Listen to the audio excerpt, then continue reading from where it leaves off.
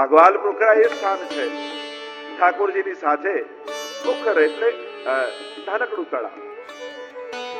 નંદ બાબા જ્યારે સખાઓની સાથે ઠાકોરજી ગ્વાલ વાછરડાઓને લઈને ગૌચારણ કરવા માટે પધાર્યા, પહેલી વાર પધારી રહ્યા છે. એટલે નંદ બાબા વિનંતી કરે છે गिरिराज बाबा ने, हे ब्रज के देवता गिरिराज बाबा, मेरे लालन की रक्षा करिए, મારા પ્રભુની રક્ષા કરજો. અને गिरिराज बाबा તો પ્રભુની સેવામાં સદાય તત્પર છે.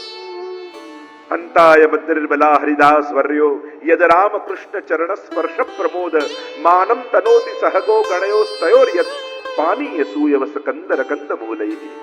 हमारे वेणु गीत में गोपीजन कहती है, देखो गिरिराज बाबा भगवान है, ये तो भगवान ने परिचय दिया, पर हमारे गिरिराज बाबा भगवदीय हैं, ये गोपियों ने पहले ही परिचय दे दिया. उभय स्वरूप से गिरिराज बाबा का आराधन हमारे यहाँ है. गिरिराज बाबा तो तत्पर थे प्रभु को पधराने के लिए.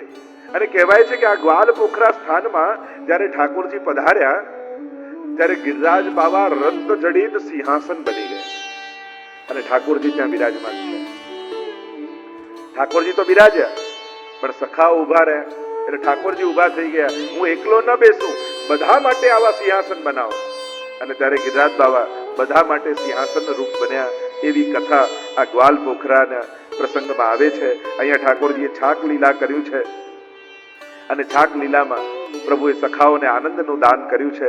કદંબના વૃક્ષ અહીંયા છે અને એ કદંબના વૃક્ષ ઉપર પત્તાઓ પડિયા જેવા ઉગે છે, એટલે આ કદંબનું નામ અહીંયા દોના કદંબ છે. વ્રજની જ્યારે ચર્ચા ચાલી રહી છે ત્યારે એ અપીલ પણ કરવાની ઈચ્છા થાય કે વ્રજની આપણે સંસ્કૃતિનો વિચાર કરી રહ્યા છે, કલાઓનો વિચાર કરી રહ્યા છે. અનેક પ્રકારની પાક કલા હોય કે સંગીત કલા હોય, ચિત્રકલા હોય, અનેક પ્રકારની કલા છે. એમ વ્રજની વનસ્પતિઓનો પણ વિચાર કરવાની આવશ્યકતા છે. વ્રજમાં જ્યારે પણ તમે જાઓ, गिरिराजને દૂધથી સ્નાન કરાવો, યમુનાજીનું પૂજન કરો, બધું જ બરાબર, પણ એક સંકલ્પ આ વ્રજયાત્રા મહોત્સવમાં કરજો કે જ્યારે પણ વ્રજમાં તમે જાઓ ત્યારે એક વૃક્ષ ત્યાં જરૂર વાવજો. આટલો એક संकल्प करें. जब भी आप ब्रज में जाएं तब एक संकल्प करें, आप अपने गौर हो या अपने पुरोहित हो, उनसे अनुरोध करें कि ये वृक्ष मैं यहाँ बो रहा हूँ, અહીંયા હું વાવું છું, તમે એનું સિંચન કરજો. જે પણ થાય હું જોઈ લઈશ, પણ તમે આનો અમારા તરફથી વિચાર કરો. એ વૃક્ષ વૃક્ષ નહીં, પણ એક તમારું અસ્તિત્વ વ્રજમાં થઈ જશે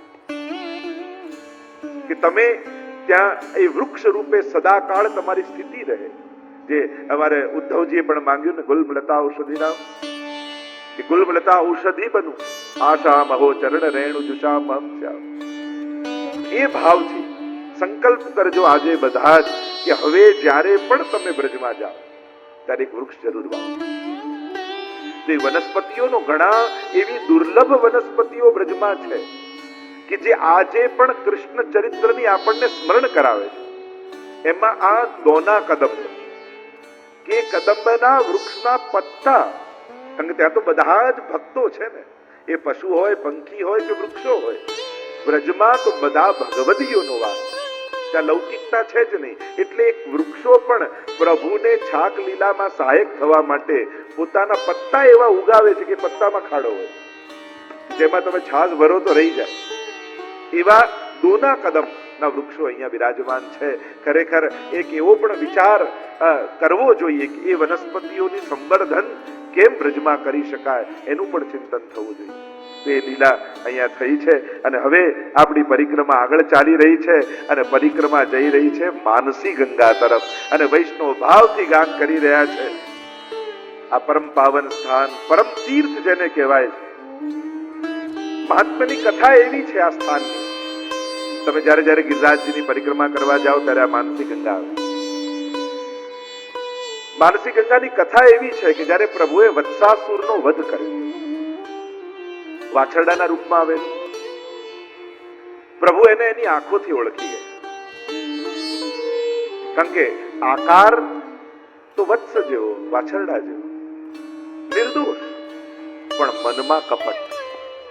માણસની આંખો છે ને એના પરિચય છે.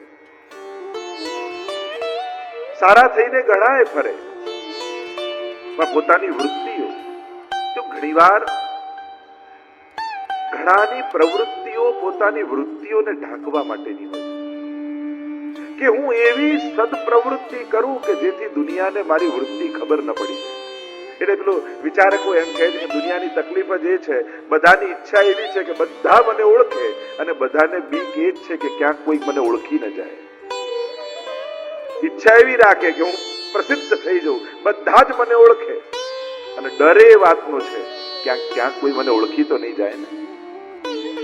ભીડમાં તો બધાએ સારા થઈને બેઠા હોય, માણસનું એકાંત કેટલું પવિત્ર છે એ એની પવિત્રતાનો દ્યોતક છે. ભગવાન એને આંખોથી ઓળખી ગયા. આંખો એનો, તમારી આંખોમાં તમારું મન દેખાય છે કે તમારી આત્મા દેખાય છે? ઘણી વાર મનની લાલસાઓ માણસની અનેકવિધ પ્રકારથી પ્રગટ થઈ જતી હોય. વત્સાસુરનો વધ કર્યો, વધ થયો એટલે બધા વ્રજવાસી સખાઓ કહેવા લાગ્યા, અરે લાલા તું બછડા માર દિયો. વાછરડાને ભલે અસુર હતો પણ આકાર તો ભક્તનો હતો, વત્સનો વાછરડાનો હતો. ઘણી વાર આપણા વૈષ્ણવ પરંપરામાં પણ એવું છે. અમારા હરિરાય મહાપ્રભુજી તો આપણને વલ્લભ સાખીમાં એ જ શીખવાડ્યું કે વૈષ્ણવ આવે વારને હસી હસી નાવે શીશ, ઉનકે મન કી વો જાને મેરે મન જગદીશ. વૈષ્ણવ આવ્યો હોય, કોઈ પણ ભાવે આવ્યો હોય, ભલે ને કોઈ પણ દુર્ભાવે આવ્યો હોય, તમારે એના વિચાર અને વૃત્તિ સામે ન જોતા એની ગળામાં પડેલી કંઠી સામે જો. અમારા ઠાકોરજીનો ભક્ત છે, પ્રભુનો સેવક છે. આ ભાવ જ્યારે મનમાં આવે ને તો એક વૈષ્ણવતાનો ભાવ પ્રગટ્યો કહેવાય. ઉનકે મન કી વો જાને મેરે મન જગદીશ. આપણા મને તો ઠાકોરજી આપણા ઘરે પધારે. અહીંયા થયું કે અરે વાછરડાના રૂપમાં અસુર આવ્યો ને તે માર્યો તો તને તો ગૌ હત્યા લાગી, અને ગૌ હત્યાનું નિવારણ તો ગંગાજીમાં સ્નાન કરીને તારે કરવું જોઈએ.